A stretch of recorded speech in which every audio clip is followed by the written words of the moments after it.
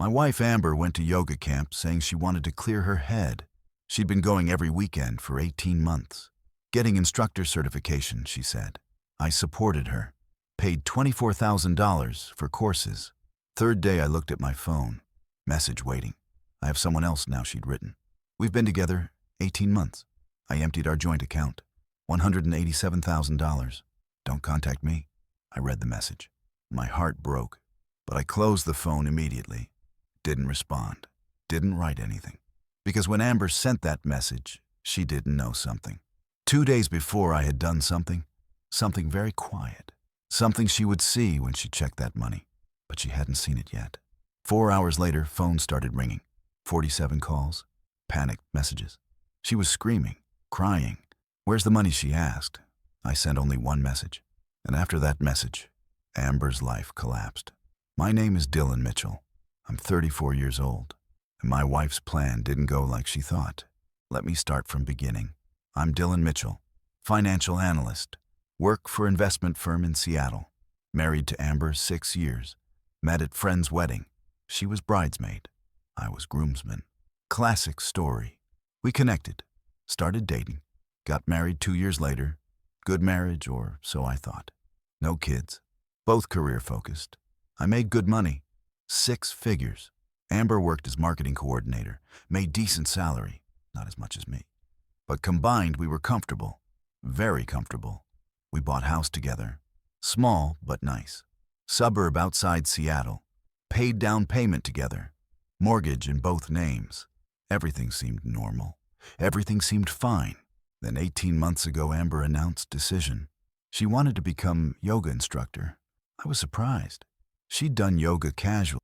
Few classes here and there, but never seriously. Never talked about teaching. Where did this come from, I asked. She explained. She'd been feeling unfulfilled. Marketing job was boring, soul-crushing. She wanted something meaningful, something spiritual, something that helped people. Yoga was answer. She'd found certification program, intensive training, weekend retreats, 6 to 12 months. Then she'd be certified. Could teach. Maybe open studio someday. I listened. Made sense, actually. Amber did seem unhappy at work. If yoga made her happy, if this was her passion, I'd support it. How much, I asked. Program cost $24,000. I didn't flinch. We had money, joint savings account, $190,000. My contribution mostly from bonuses, investments, careful saving, but it was ours. Joint account, equal access. If she wanted to pursue dream, use savings for that. I supported it. She started program every weekend, Friday evening through Sunday afternoon. Retreat center 2 hours away, in mountains. Beautiful location, she said. Intensive training, meditation, asanas, philosophy, teaching methodology.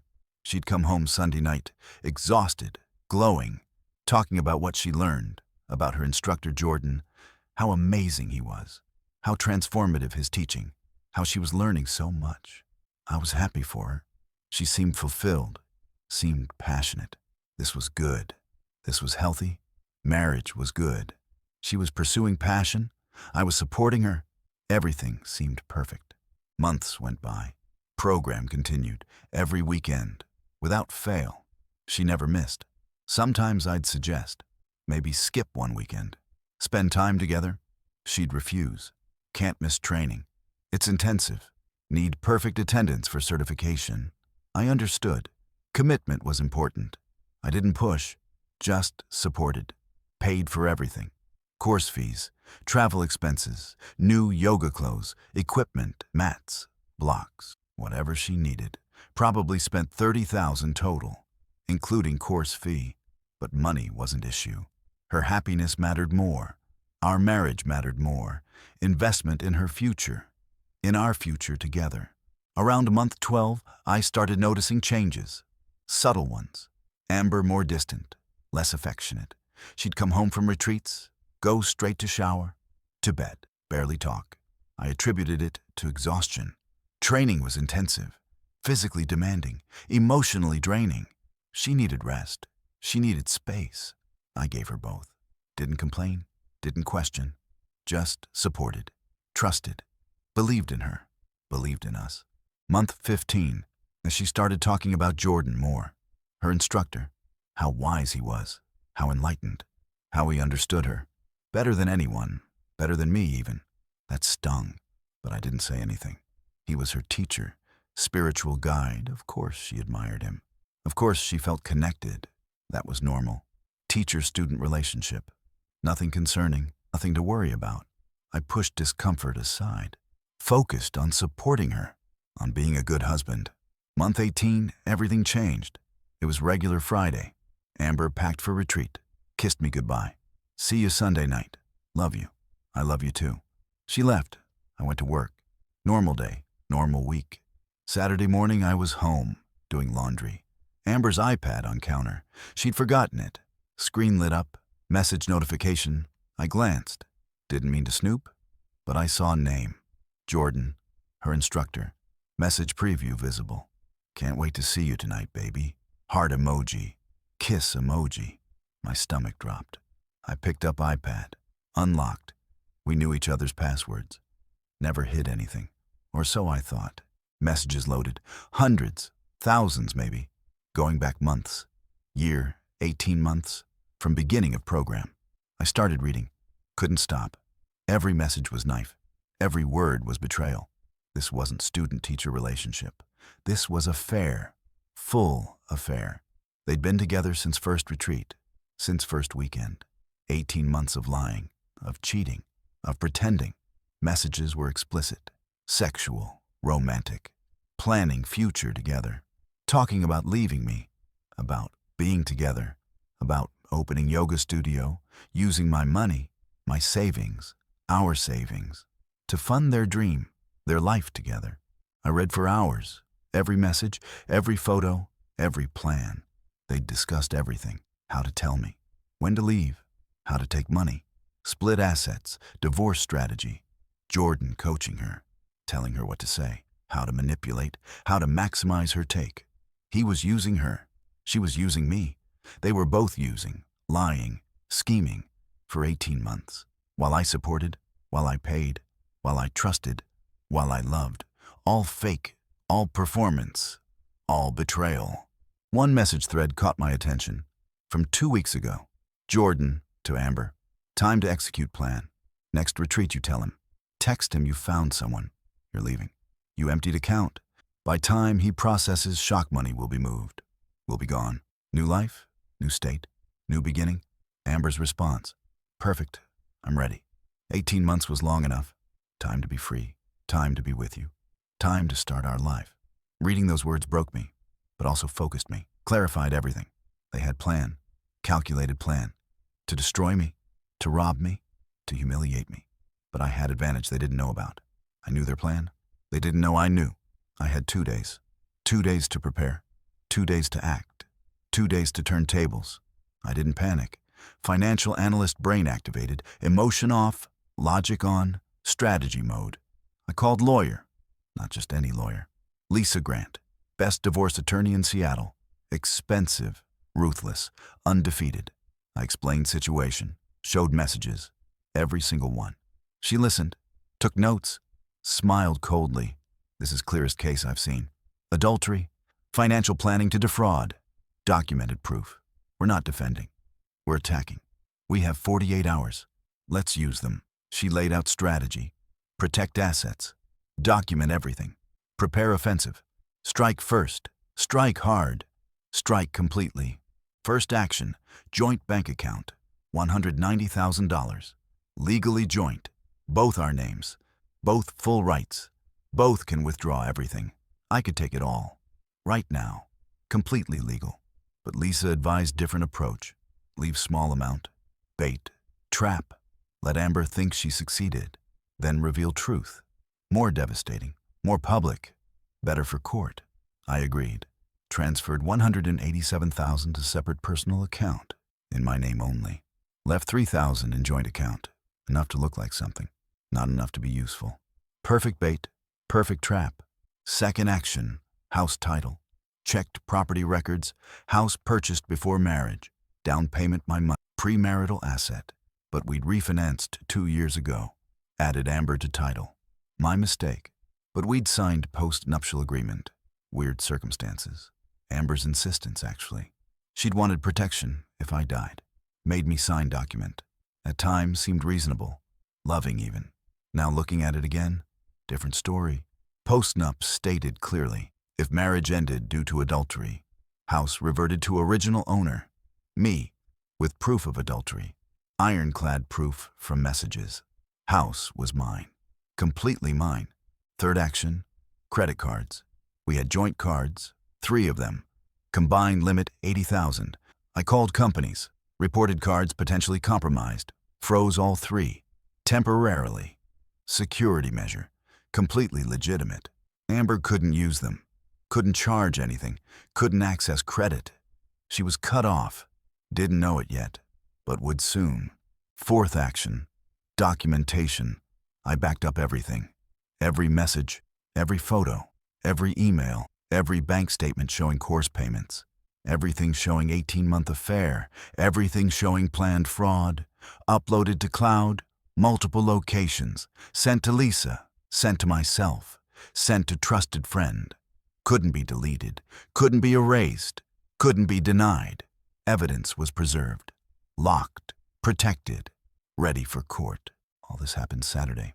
Within 12 hours of discovering messages. By Saturday night, I was prepared. Assets protected. Evidence secured. Strategy planned. Lawyer ready. I went to bed. Barely slept. Sunday I waited. Amber would be home. Evening. Normal schedule. But something was different. She wasn't coming home. Monday morning I'd get message. The message. The one they planned. I just had to wait. Had to let them execute. Had to spring trap. Monday morning. 9 a.m. Phone buzzed. Message from Amber? Long message. The planned message. The scripted message. Dylan, I need to be honest. I've met someone. His name is Jordan. He's my yoga instructor. We've been together 18 months, since program started. I love him. I'm leaving you. I've also taken money from our joint account, him $87,000. It's my right. Joint account means equal access. I'm entitled to half. Actually took most because you make more. Fair compensation. My lawyer will contact you about divorce. Don't try to reach me. Don't try to contact me. It's over. Move on. Goodbye. Reading it felt surreal. Knowing it was coming. Knowing it was planned. Knowing it was live. Every word carefully chosen. Every word designed to hurt, to shock, to control. But I had different script. Different ending. I didn't respond. Not yet. Waited. Let her think it worked. Let her check account. Let her see what she thought she wanted to see. 4 hours later, 1 p.m. phone exploded. 47 missed calls, 23 voicemails, 62 text messages. All Amber, all panic, all rage. Dylan, where is the money? I checked the account.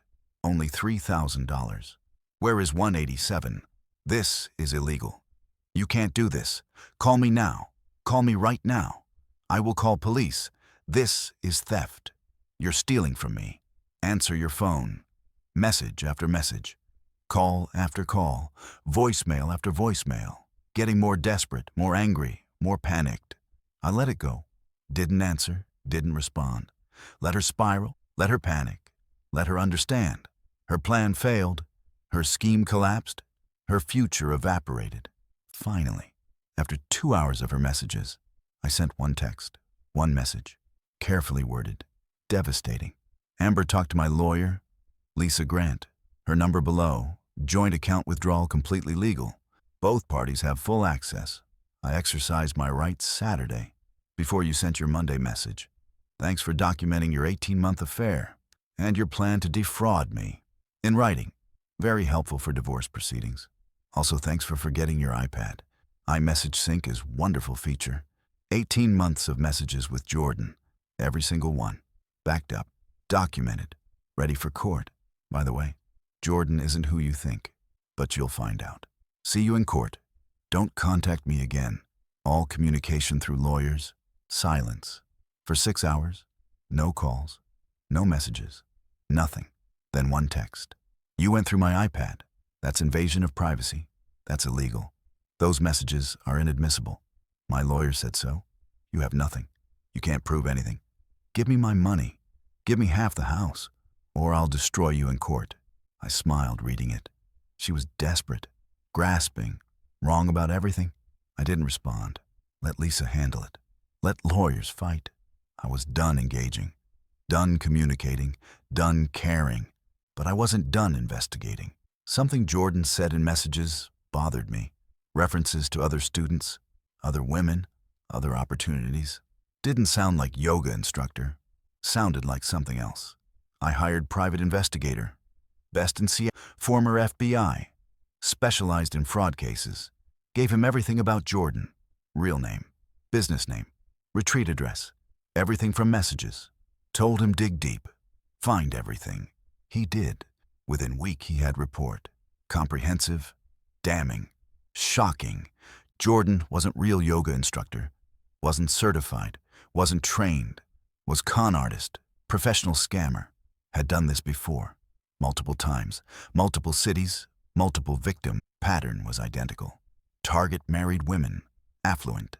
Unhappy. Vulnerable. Start fake yoga certification program.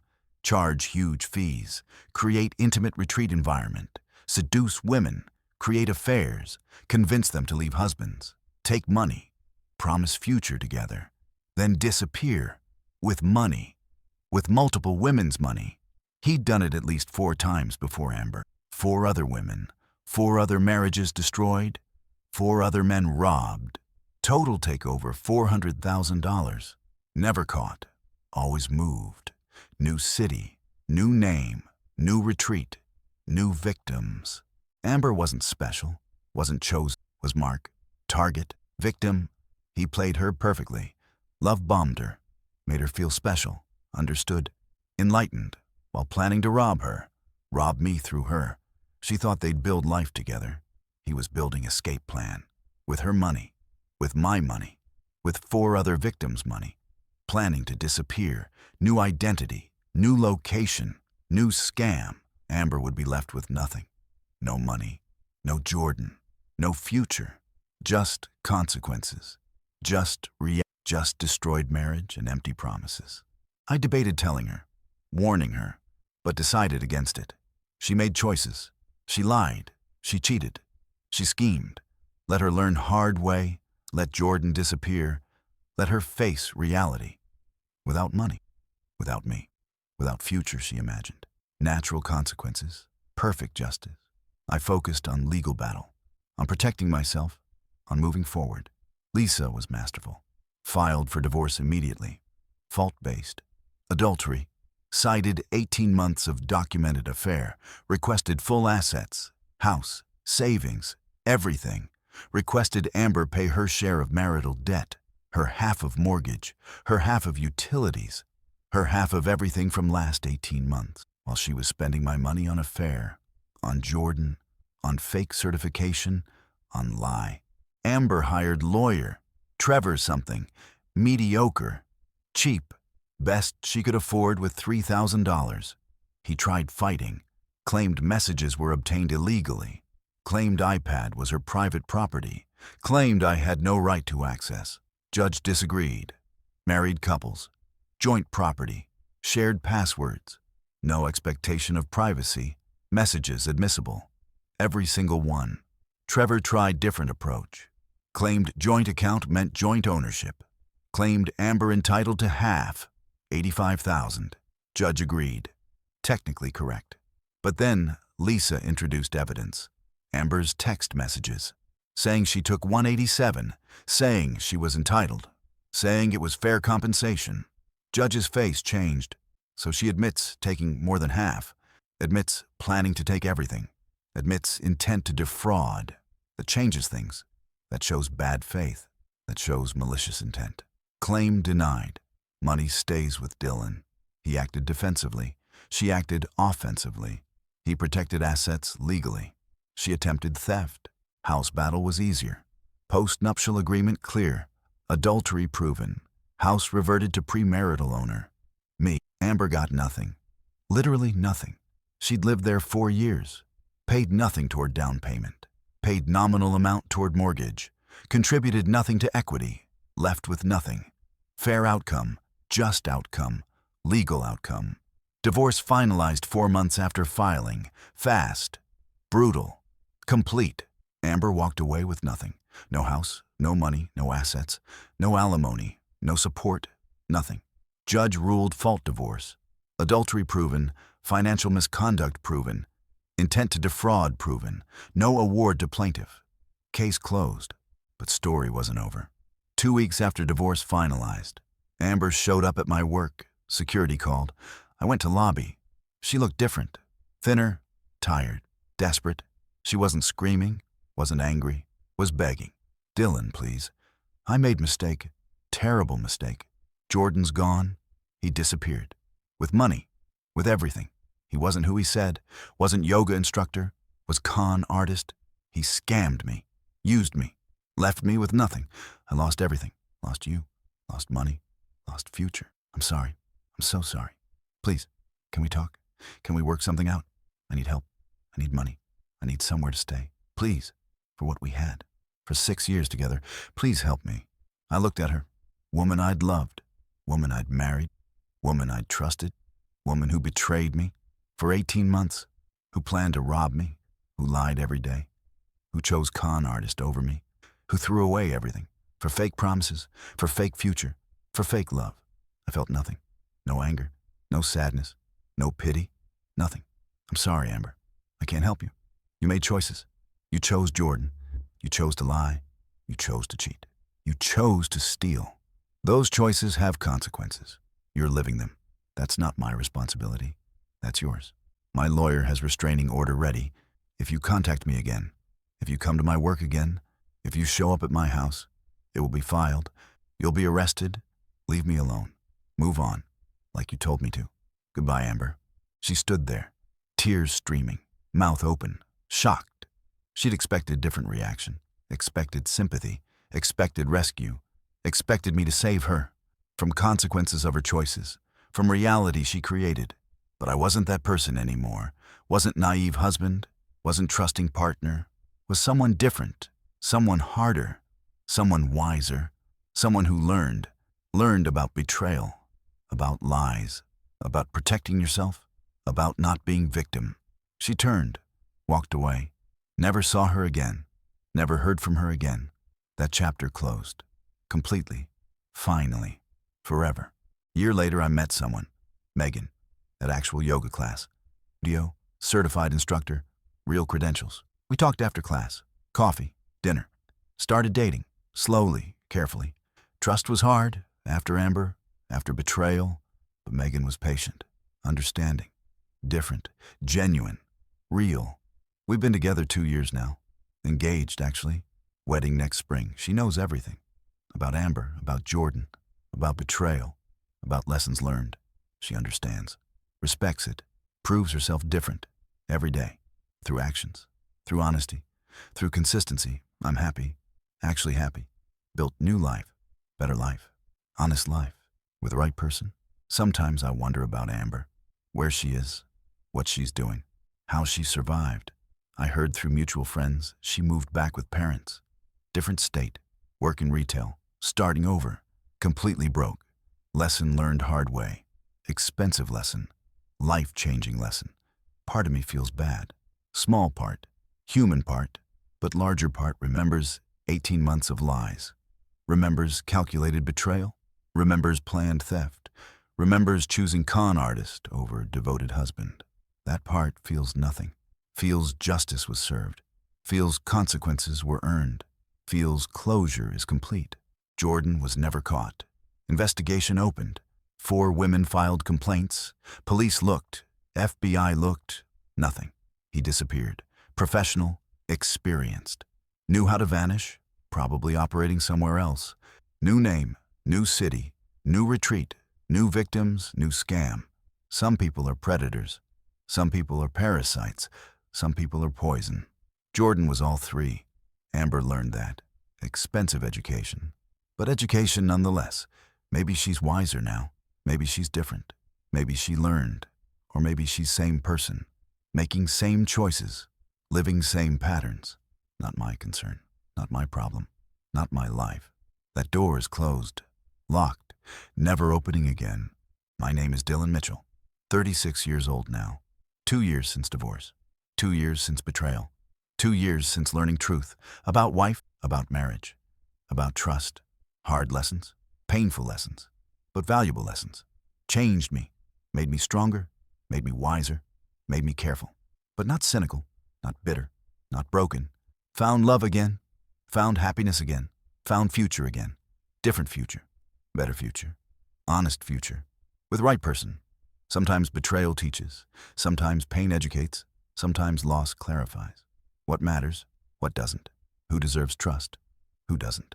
I learned, I grew, I survived, I thrived. That's my story. That's my truth. That's my life. Moving forward, never looking back. The private investigator report revealed more than I expected. Not just about Jordan, about entire operation. He wasn't working alone, had partner, woman named Sienna.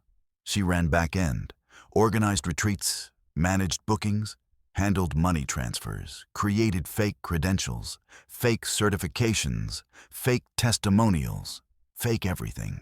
They'd been running scam for 6 years, across 8 states, estimated 40 victims, 40 marriages, 40 men robbed. Total estimated take, over $2 million. Never paid taxes, never registered business properly, never held legitimate certifications. Complete fraud, complete scam, complete criminal enterprise. Report also showed their pattern.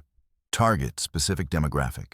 Married women, ages 28 to 42, upper middle class, professional husbands, comfortable income, some savings, unhappy in some way, bored, unfulfilled, searching for meaning. Jordan would identify them at yoga classes, at gyms, at wellness events, strike up conversations, mention his retreat, his certification program, plant seeds. Wait, some women interested, some not. Interested ones got personal attention, special invitation, reduced rate for first retreat, just to try it. Hook was set. First retreat was conversion event, intensive love bombing, personal attention, spiritual connection, deep conversations, emotional vulnerability.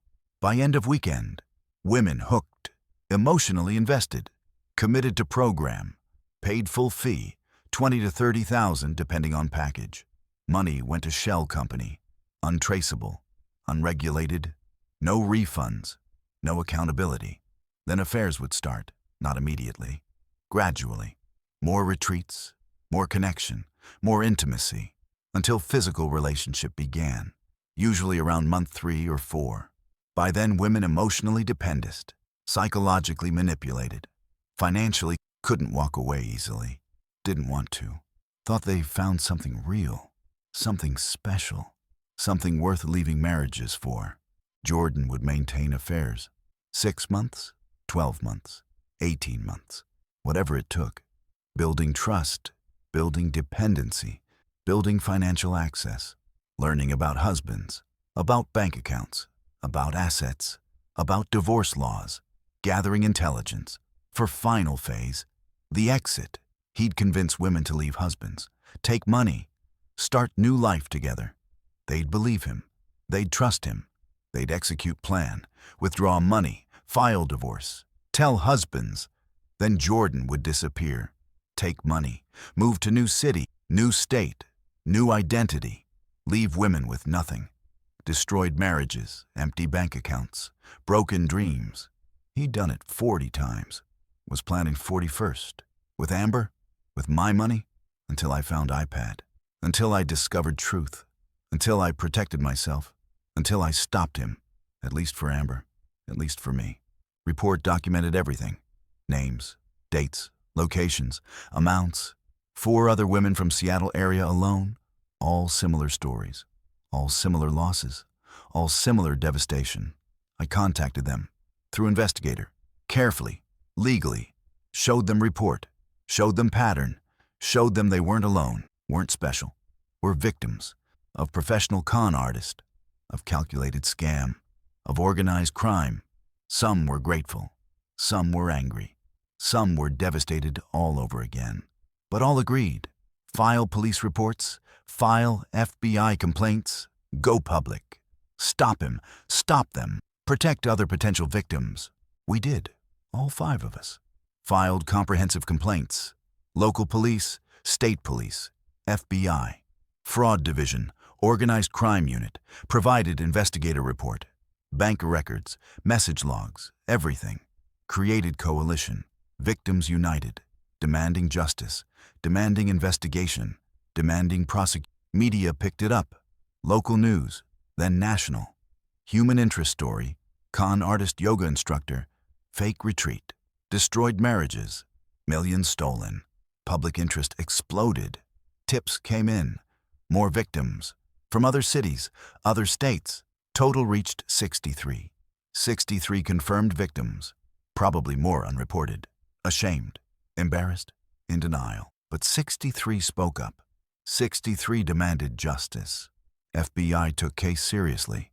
Interstate fraud, wire fraud, mail fraud, organized crime, multiple felonies, multiple jurisdictions, major investigation.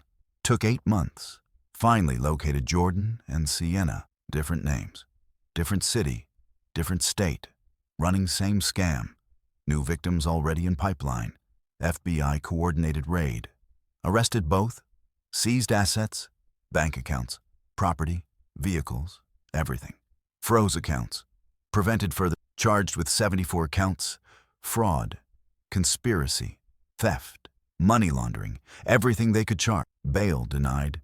Flight risk, danger to community, history of deception. They stayed in jail, awaiting trial. Trial took another year.